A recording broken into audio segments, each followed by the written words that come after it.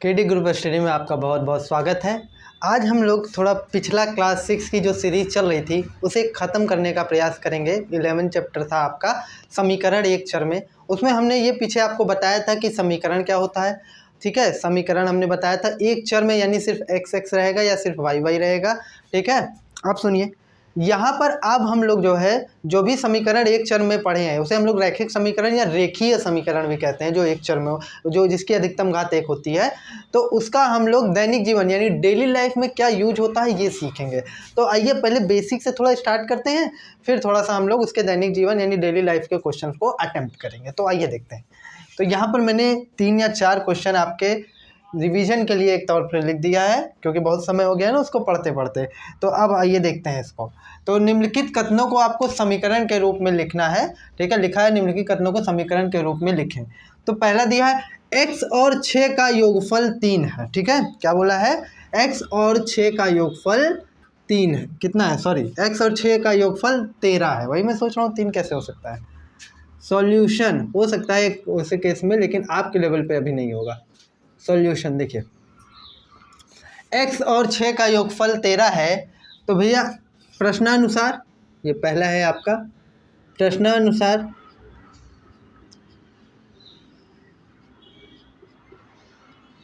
x और 6 को आप जोड़िए तो इसका योगफल कितना आना चाहिए? 13। तो हमारी कंडीशन पूरी हो गई। और समानता का चिन्ह जहाँ आया वहीं पर आप कहते हैं ये समीकरण है। इसमें चर की अधिकतम घात देखिए एक है, तो ये रेखीय समीकरण हो गया। और केवल एक चर है, इसलिए एक चर में ये रेखीय समीकरण है। अब सेकंड नंबर क्वेश्चन आइए, क्या कह रहा है? एक संख्या 9 से 5 कम है। अब भैया हमको संख्या तो पता नहीं है वो संख्या कौन सी है, तो हम मान लेते हैं वो संख्या क्या है? x। गणित की ये खासियत होती है, जो चीज़ हमको पता नहीं होता उसको हम लोग मान के निकाल सकते हैं अलजेब्रा की सहायता से, यानी बीजगणित की सहायता से। माना वह संख्या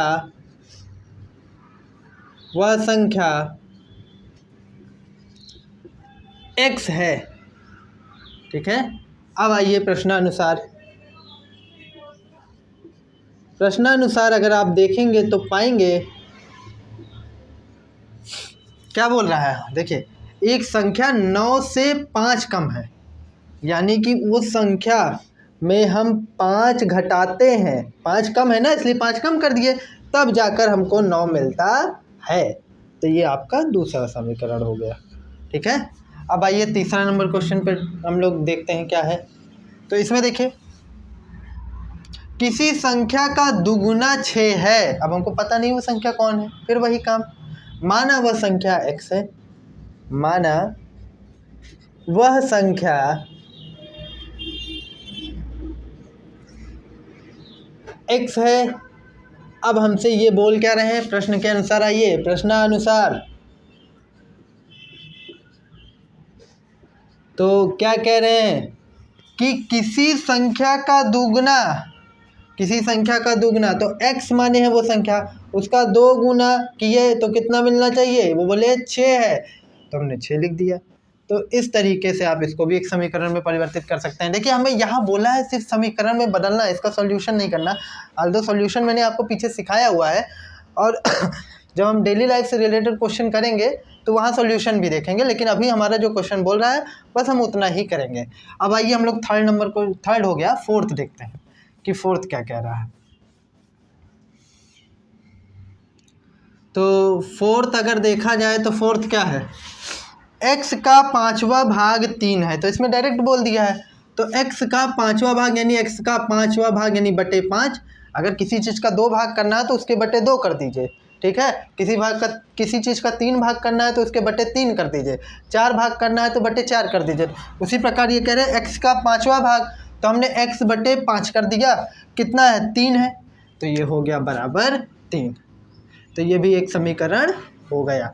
तो इस तरीके के क्वेश्चन से हम लोग थोड़ा सा डील करेंगे। ये तो इसका बेसिक है। अब हम लोग थोड़ा डिटेल जाएंगे डेली लाइफ से रिलेटेड। समीकरण जो आपका एक चर में रेखीय समीकरण है, उससे डेली लाइफ से किस तरीके से रिलेटेड क्वेश्चन पूछता है, यानी दैनिक जीवन में। तो आइए उसको हम लोग करने का प्रयास करते हैं। तो इस टॉपिक में हम लोग पहले क्या करेंगे? समीकरण बनाना सीखेंगे। जो भी आपको डेली लाइफ के क्वेश्चन है उसके अगले भाग में हम लोग इसको हल करना सीखेंगे। तो आइए देखते हैं क्या है हमारी हेडिंग? दैनिक जीवन पर आधारित रेखीय समीकरण संबंधी प्रश्न। तो हमने रेखीय समीकरण से संबंधित कुछ प्रश्न लिए हैं जो कि आपके डेली लाइफ से रिलेटेड है। तो आपका पहला क्वेश्चन है, एक गांव में एक लड़का है, उसके पास एक थैली है, उसमें कुछ अमरूद हैं। भाई डेली लाइफ में हम लोग ऐसे ही तो बात करते हैं।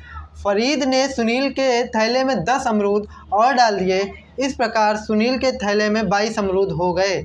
इस कथन को समीकरण में लिखिए। आपको इस कथन को किस में बनाना है? समीकरण में बनाना है। तो एक गांव में एक लड़का था, उसके पास एक थैली है, उसमें कुछ अमरूद हैं। अब यहाँ आपको अमरूदों की संख्या नहीं पता होती, तो जिसकी भी संख्या आपको पता नहीं है और वो क्वेश्चन में पूछा है तो उसको आप मान लीजिए कोई चर, ठीक है। माना सुनील के पास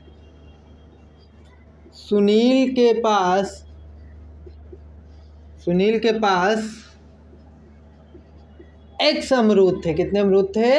x अमरूद थे। अब प्रश्न पर आइए, प्रश्न ही बताएगा कि हमारे साथ क्या करना है। देखिए x अमरूद थे, फरीद ने सुनील के थैले में 10 अमरूद और डाल दिए, ठीक है। चूंकि फरीद ने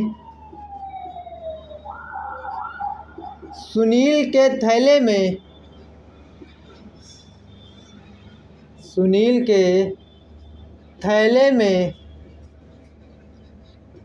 10 अमरूद और डाल दिए,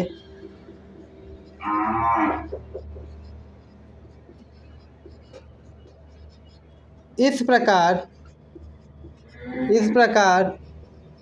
सुनील के थैले में कुल अमरूद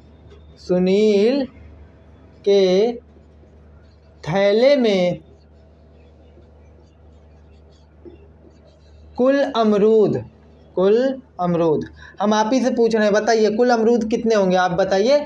तो आपका जवाब हो गया, पहले कितने अमरूद थे सुनील के पास? x अमरूद थे ना भैया।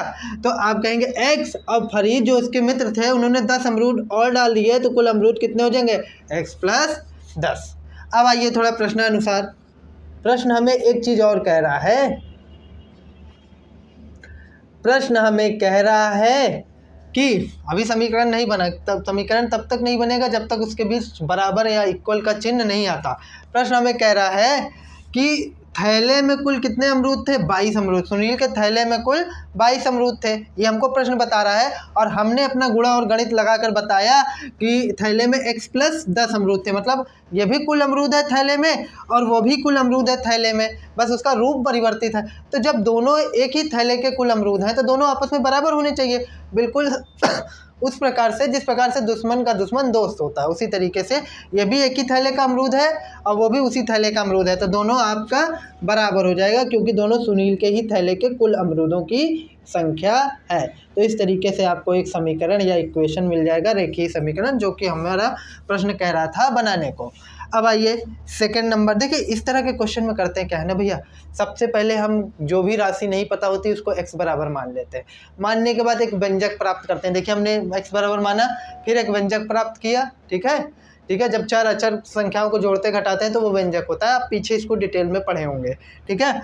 अब फिर क्या करते हैं, उसमें हम समता यानी बराबर का चिन्ह लाते हैं, तब जाकर वो समीकरण में कन्वर्ट होता है, ठीक है। अब रेखीय समीकरण क्यों है? क्योंकि इसमें चर की अधिकतम घात 1 है।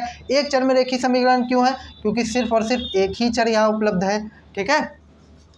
अब देखिए सेकंड नंबर क्वेश्चन, बिल्कुल इसी तरीके से चलूँगा, आपको कोई प्रॉब्लम नहीं होगी, बिल्कुल एकदम बच्चे के लेवल से चल रहे हैं हम लोग, वैसे भी क्लास 6 का ही पढ़ रहे हैं, ठीक है। अब देखिए कक्षा 6 के 2 टीमों में क्रिकेट का मैच खेला गया, मतलब कक्षा 6 के कुछ विद्यार्थी थे, उसमें 2 टीम बना दी गई। प्रथम टीम के रनों की संख्या दूसरे टीम के रनों की संख्या से 10 कम है, मतलब जो दूसरी टीम जितना रन बनाई है पहली टीम उससे 10 रन कम बनाई है। तो माना क्या बोला है, दूसरी टीम के रनों की संख्या से 10 कम है, प्रथम टीम के रनों की संख्या दूसरी टीम के रनों की संख्या से 10 कम है। यदि दोनों ने मिलकर 110 रन बनाए हों तो इस प्रतिबंध को समीकरण के रूप में दीजिए। यहाँ पर थोड़ा सा गड़बड़ हो गया, प्रथम टीम के रनों की संख्या दूसरे टीम के रनों की संख्या के दोगुने से होना चाहिए, के के दोगुने से, इससे भी हो जाता है, लेकिन जो प्रश्न है हम प्रश्न से छेड़छाड़ नहीं कर रहे हैं। आपकी बुक के क्वेश्चन है, सरकारी वाली बुक के अगर आप एग्जाम्पल देखेंगे यूपी बोर्ड क्लास 6 तो उसमें ये दोगुने से 10 कम है। ठीक है, तो आइए देखते हैं। ठीक है, तो हम मान लेते हैं कि दूसरा टीम कितना रन बनाई है, एक्स रन में। आप पहले टीम को भी मान सकते हैं। ठीक है, तो कोई दिक्कत नहीं है। तो हम मान लेते हैं, माना दूसरी टीम ने एक्स रन बनाए,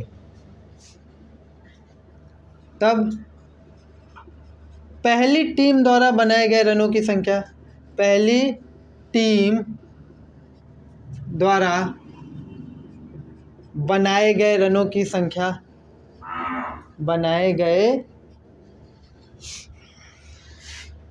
की संख्या, क्या हो जाएगी, हम आप ही से पूछ रहे हैं। क्या कह रहा है कि दूसरी टीम जितना भी रन बना रही है तो पहली टीम उसके दोगुने से 10 कम बना रही है। तो दूसरी टीम कितना बनाई, एक्स बनाई है, तो दोगुना कर दीजिए 2x, अब उसमें से 10 कम कर दीजिए, तो 10 कम करने का मतलब हुआ -10। ठीक है, अब आइए प्रश्नानुसार ये अब कह रहे हैं कि दोनों ने मिलकर 110 रन बनाए। तो ये पहली टीम ने x रन बनाए, दूसरी टीम में 2x - 10, तो इन दोनों को जोड़ दें तो 110 आना चाहिए। ये मैं नहीं कह रहा हूँ, क्वेश्चन ही कह रहा है। तो हम चलिए प्रश्नानुसार दोनों को जोड़ देते हैं। x + 2x - 10 = 110, ये हो जाएगा 3x - 10 = 110। तो इस तरीके से आपका समीकरण बन जाएगा। यहाँ आप x की वैल्यू मत निकालिएगा, क्योंकि हमसे बोला नहीं है। अगर बोला होता तो हम x की वैल्यू निकालते, लेकिन अभी हमारा सिर्फ काम है समीकरण को बनाना, और बनाकर हमने छोड़ दिया। अब आइए, लोगों ने डेली लाइफ में जो भी क्वेश्चन थे उससे इक्वेशन यानी समीकरण कैसे बनेगा, रेखीय समीकरण कहना सही होगा, वो कैसे बनेगा ये सीखा। अब हम रेखीय समीकरण बनाएंगे और उसमें उसका मान भी निकालेंगे, यानी x का जो चर होगा आप उसका मान भी निकलेगा, उससे हमें उसकी वैल्यू का पता चलेगा। तो चलिए चलिए देखिए, पहले हमने इसलिए हेडिंग डाल दी है, दैनिक जीवन संबंधित प्रश्नों में अज्ञात राशियों को, अज्ञात राशि वही आपकी चर, रेखीय समीकरण की सहायता से ज्ञात करना। मतलब जो पता नहीं है उनको हम लोग रेखीय समीकरण बनाकर प्राप्त करने की कोशिश करेंगे। तो चलिए शुरू करते हैं। मेरे पास यार जगह थोड़ी सी छोटी है, तो हम लोग इसी में करेंगे और फिर मैं उसी चीज़ को रफ कर दूंगा। आपको अगर लिखना होगा तो आप वीडियो को पुश करके आराम से लिख सकते हो। ठीक है, देखिए, पार्श्वकृत चित्र में यानी पास में जो चित्र आपके बना है में समीकरण बनाइए और x का मान ज्ञात कीजिए। इससे आपको चित्र को देखकर समीकरण बनाना है और इससे आपको x का मान निकालना है। ठीक है, ये जो कुछ भी है इसमें यहाँ से यहाँ तक की लेंथ कितनी है, x सेंटीमीटर, और यहाँ से यहाँ तक की लेंथ कितनी है, 5 सेंटीमीटर, तो और टोटल लेंथ कितनी है, 15 सेंटीमीटर। तो चित्र से पहला नंबर, चित्र से, तो आइए चित्र से, तो अगर इन दोनों को जोड़ दें तो टोटल लेंथ तब भी मिलेगी और ये भी टोटल लेंथ है। तो चित्र से हम देख के बताते हैं कि x + 5 को हमने जब जोड़ा तो हमको कितना मिला, 15 सेंटीमीटर। कितना मिला, 15 सेंटीमीटर। ठीक, अब सुनो, अब हम लोग क्या करेंगे, इन दोनों पक्षों में हम क्या करेंगे, हमको x का मान निकालना है भाई। अब अगर x का मान निकालना है तो अभी आप वो दूसरा मेथड नहीं सीखें क्लास 6 के लेवल पे, बाकी पक्षांतर वाला भी है, वो मैं बाद में सिखाऊंगा क्लास 7th में। ठीक है, तो आपको क्या करना पड़ेगा, तराजू वाला मेथड यहाँ इस्तेमाल करना पड़ेगा। तो जिसका मान आपको निकालना रहता है उसको अकेले छोड़ते हैं। तो x का मान आपको निकालना है तो आप क्या करिए, इस 5 को गायब करना है। तो गायब कैसे होगा, x + 5, दोनों पक्षों में आप 5 घटा दीजिए। दोनों पक्षों में आप क्या करिए, 5 घटा दीजिए। ये बिल्कुल तराजू के पलड़े की तरह होता है। अगर 10 किलो इधर है 10 किलो इधर है, दोनों बैलेंस्ड हैं, तो 5-5 किलो अगर निकाल लें तब भी तो दोनों बैलेंस ही रहेंगे ना। तो उसी तरीके से हमने यहाँ वो किया है। तो x + 0 बराबर ये हो जाएगा 10। कितना, अब किसी संख्या में 0 जुड़ता है तो योग के तस्मक नियम से वो वही रहता है, x = 10। तो x का मान हमसे बोला था और हमने x का मान निकाल दिया 10। ठीक है, अब आइए हम लोग सेकंड नंबर क्वेश्चन पर देखते हैं। 5 पुस्तकों का मूल्य 7 पुस्तकों के मूल्य से 14 कम है। मतलब 5 पुस्तकों का मूल्य 7 पुस्तकों के मूल्य से 14 कम है, एक पुस्तक का मूल्य बताइए। तो चलिए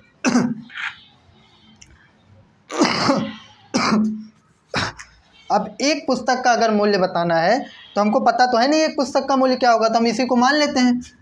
सेकंड नंबर, माना एक पुस्तक का मूल्य x रुपये है। माना एक पुस्तक का मूल्य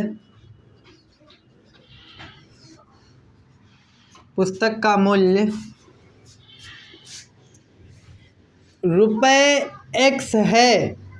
तो अगर एक पुस्तक का x मूल्य है तो 7 पुस्तक का मूल्य कितना होगा? तो तब 7 पुस्तकों का मूल्य 7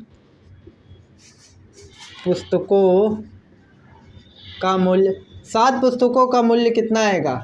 हम आपसे ही पूछ रहे हैं। अगर आपसे मैं पूछूं भैया एक चॉकलेट 5 रुपए की है तो 10 चॉकलेट कितने का हो गया, तो आप तुरंत कहेंगे 10 पचे 50। तो उसी प्रकार से अगर एक पुस्तक का मूल्य x रुपये है तो 7 पुस्तक का मूल्य इन दोनों का गुणा करा दीजिए, तो कितना रुपये हो जाएगा? 7x रुपये हो जाएगा। ठीक है। तथा 5 पुस्तकों का मूल्य 5 पुस्तकों का मूल्य, तो अगर 5 पुस्तकों का मूल्य देखा जाए तो कितना होगा? बिल्कुल उसी तरीके से अब जैसे 7 का गुणा कराएं तो अब 5 का गुणा करा देंगे, तो रुपये कितना हो जाएगा? 5x।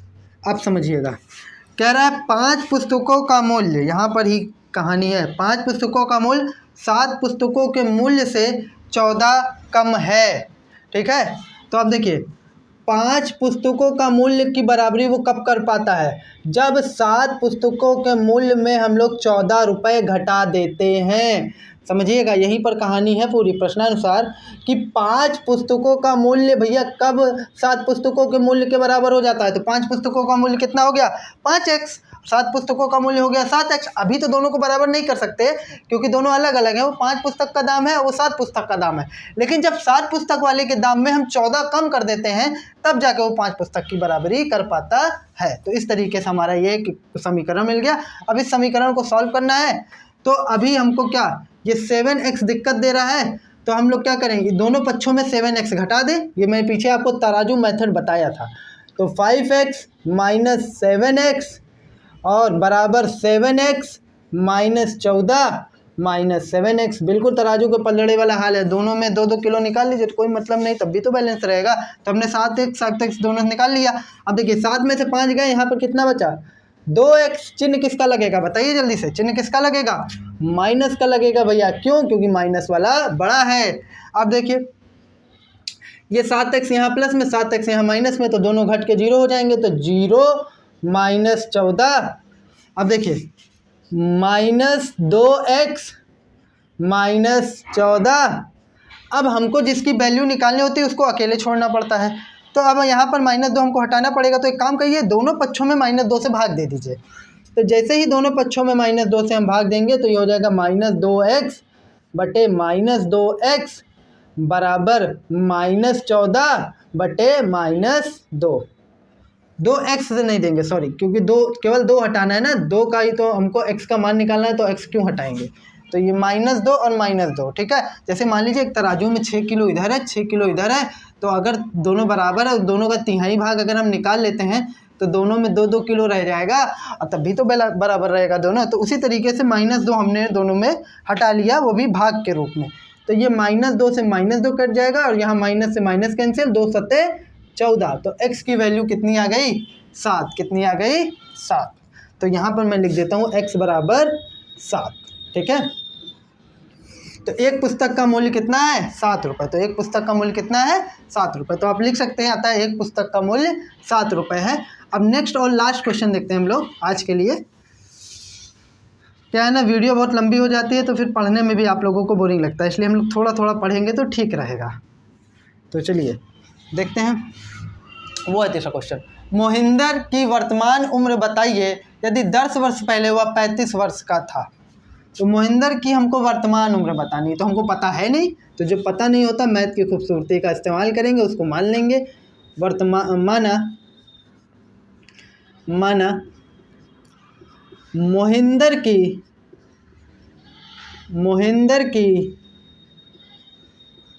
वर्तमान उम्र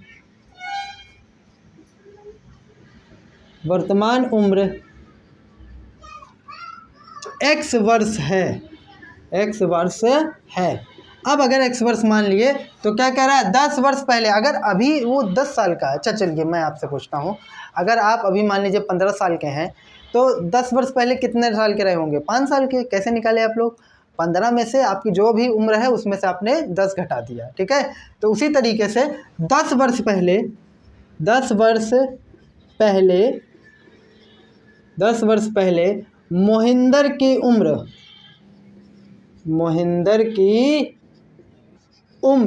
तो मोहिंदर की उम्र क्या थी भैया 10 वर्ष पहले? तो मोहिंदर अभी जितने साल के हैं, अभी देखिए x साल के हैं ना, x वर्ष के हैं, देखिए माना है ना वर्तमान मतलब अभी तुरंत करेंट, और उसमें 10 हम घटा देंगे तो x माइनस 10 वर्ष हो जाएगा, ठीक है। अब आते हैं प्रश्नानुसार। प्रश्नानुसार क्या कह रहा है प्रश्न कि मोहिंदर की 10 वर्ष पहले 35 वर्ष का था, ये भी मोहिंदर की 10 वर्ष पहले उम्र है, ये भी मोहिंदर की 10 वर्ष पहले उम्र है। तो दोनों जब 10 वर्ष पहले की उम्र है, बस दोनों का रूप चेंज है, तो दोनों मोहिंदर की 10 वर्ष पहले की उम्र है, तो दोनों आपस में बराबर होंगी। तो x माइनस 10 बराबर 35। अब इसको हम लोग सॉल्व करेंगे, तो जिसका मान निकालते हैं उसको अकेले छोड़ते हैं, तो ये 10 हटाना पड़ेगा। तो दोनों पक्षों में हम 10 जोड़ देते हैं, जिससे क्या होगा, ये एक माइनस में और एक प्लस में, तो 10 हट जाएगा। तो चलिए दोनों पक्षों में 10 जोड़िए, तो x माइनस 10 धन 10 बराबर 35 धन 10। तो हो जाएगा x माइनस या प्लस जो भी लिख लीजिए प्लस 0 बराबर 45। अब तो x बराबर क्या हो जाएगा 45। तो आप लास्ट में लिख सकते हैं, अतः मोहिंदर की क्या पूछा था 10 वर्ष पहले 35, मोहिंदर की वर्तमान उम्र क्या है? तो मोहिंदर की वर्तमान उम्र 45 वर्ष है। तो इसी के साथ हमारा ये आज का टॉपिक